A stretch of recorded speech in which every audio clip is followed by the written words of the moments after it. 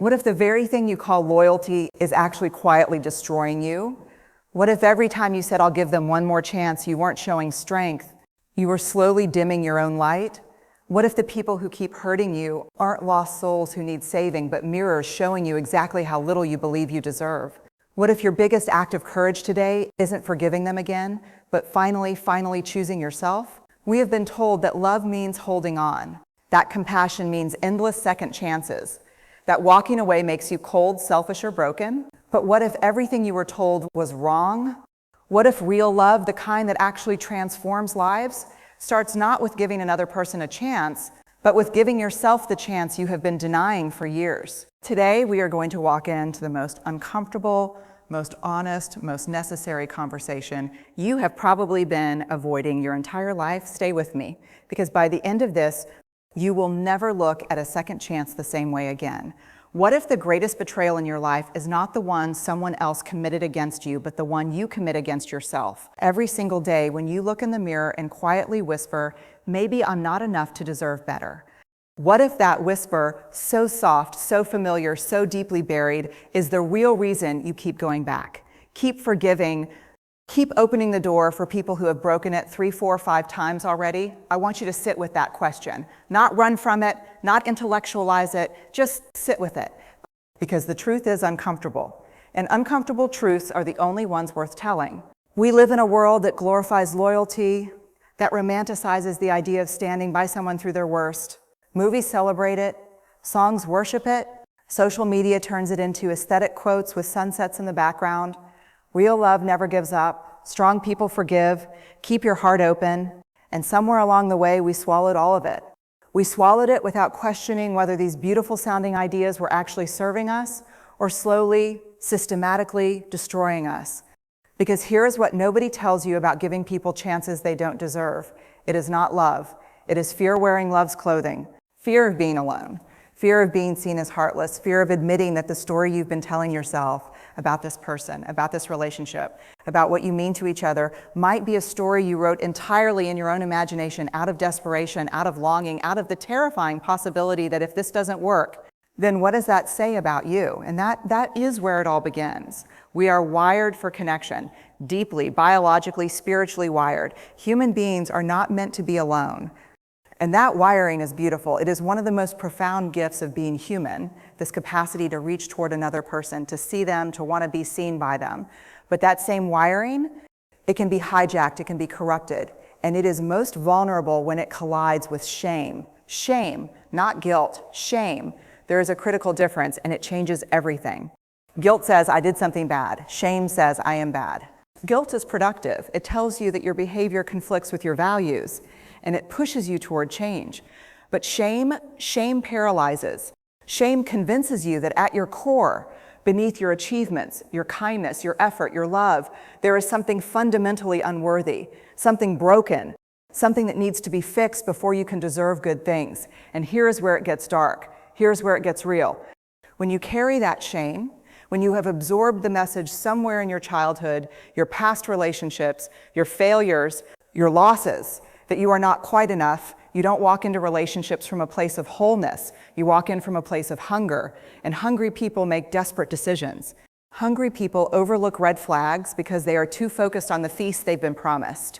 Hungry people rationalize bad behavior because the alternative, leaving the table, feels like starvation. So you stay and you give another chance, and another, not because this person has earned it, but because somewhere in the deepest basement of your being, you have convinced yourself that this is what you deserve.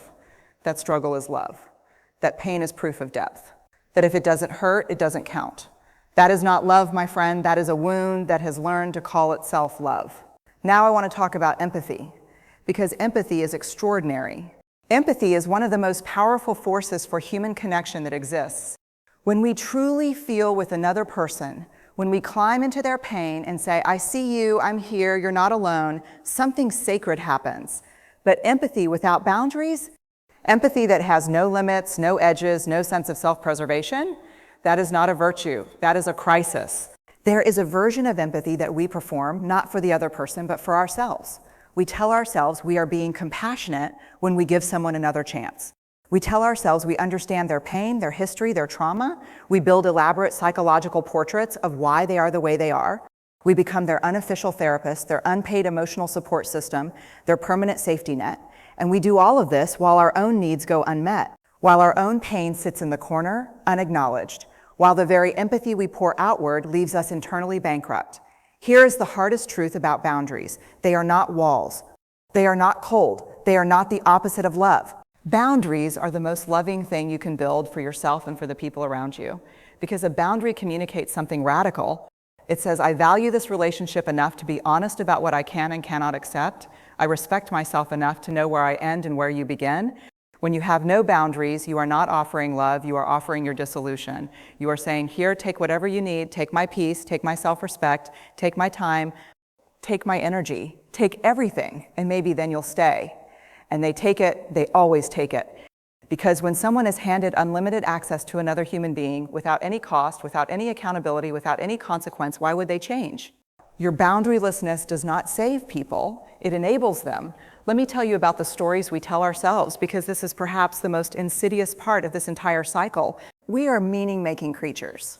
From the moment we wake up until the moment we fall asleep, our brains are constructing narratives, trying to make sense of the chaos, trying to create order from uncertainty. And when someone hurts us, when someone lets us down repeatedly, betrays our trust, takes our love and returns it damaged, our brain does something fascinating. It fills in the gaps. It constructs a story that makes the pain bearable, that makes the relationship salvageable, that makes the other person redeemable. Because the alternative story, the one where this person is simply not capable of giving you what you need, and no amount of patience or love or second chances will change that, that story is too devastating to hold. So we build other stories, comfortable fictions that we dress up as compassion. He's been through so much, his childhood was difficult, he doesn't know how to love properly, but I can teach him. She's just scared of real intimacy. If I stay consistent enough, if I prove that I'm not going anywhere, she'll open up. They're changing, I can see it, it's slow, but it's there. I just need to be patient a little longer. And these stories are not entirely lies. They contain enough truth to be believable, enough hope to be addictive, enough love to feel noble. But they are also keeping you trapped. They are stories you are writing to protect your hope at the expense of your reality. And the longer you live inside that story, the further you drift from the life you actually deserve. The most courageous thing you can do is put down the pen. Stop writing the story of who they could be. Stop directing the movie of who they might become. And start looking clearly, honestly, courageously at who they are. Not who they were on their best day, not who they are in moments of crisis when they need you most, not the version of them that exists only in your imagination. Who they are, consistently, over time, under pressure, when no one is watching. That is your answer. I want to talk about something that might feel counterintuitive, something that might initially sound harsh or even selfish, but I need you to hear it, really hear it. The most courageous act you can perform in a relationship is not giving another chance. It is having the strength to disappoint someone who has repeatedly disappointed you. Read that again. We have been socialized, particularly those of us who grew up learning that our value was tied to how much we could give, how much we could endure, how needed we could make ourselves to believe that walking away is weakness, that ending something is failure, that protecting yourself is somehow a betrayal of the other person. But here is what I know to be true. Courage is not comfortable. Courage is not celebrated in the moment. Courage looks like setting a boundary while your hands are shaking. Courage looks like saying, I love you and I cannot do this anymore, while every part of you is terrified of the silence that follows. Courage looks like choosing your peace over someone else's comfort. And that kind of courage, the wholehearted, honest, deeply personal kind, does not come from a place of anger or coldness or indifference. It comes from worthiness, from finally, completely, unconditionally believing that you deserve better, not because you've earned it, not because you've proven it, not because someone else confirmed it, but simply because you exist. Worthiness is not something you achieve, it is something you claim. And you cannot claim it while you are busy handing your self-respect to someone who keeps leaving it on the floor. So where do you go from here? You start by telling the truth. Not to them, to yourself. You ask the question that requires the most courage of all. Am I giving this person another chance because they have genuinely shown change, or because the thought of not giving it is more painful than the reality of staying in the cycle? That question will give you your answer. You might not like it. It might not feel fair. It might make you grieve in ways that surprise you, but it will be the truth. And the truth, as uncomfortable, as unwelcome, as absolutely shattering as it sometimes is the only foundation on which a real life can be built. You also need to understand something about the people who keep letting you down. This is not a speech about vilifying them. This is not about labeling them as toxic or broken or irredeemable. People are complex. People carry wounds. People do harm from their pain in ways they often don't fully understand. But here is what is also true. Someone else's wound is not your wound to carry. Someone else's unhealed pain is not your life's mission to fix. You can hold compassion for a person and simultaneously hold a boundary with them. These two things are not contradictory. They are in fact the most honest expression of love available to you. You love someone enough to tell them the truth. You love yourself enough to act on it. And finally, I want to speak directly to the person who has been sitting in this audience telling themselves that none of this applies to them. The person who is thinking, I know all of this, I understand it intellectually, but in practice I just can't. I see you, I know that knowing and doing are two entirely different things. I know that insight does not automatically translate into change.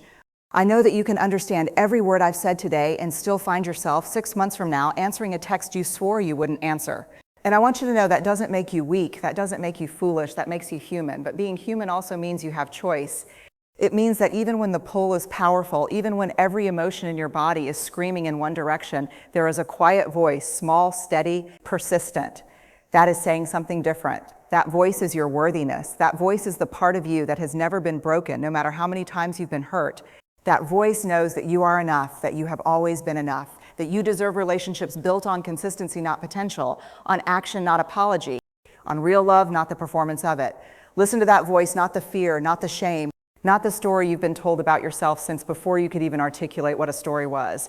Listen to the quiet, courageous, unshakable voice that says you deserve more than this. Because you do. You always did. And the moment you truly believe that, not just understand it, but believe it in your bones, in your blood, in the marrow of every decision you make, that is the moment everything changes. That is the moment you stop giving away chances you cannot afford to lose. That is the moment you start living a life that is actually genuinely, wholeheartedly yours.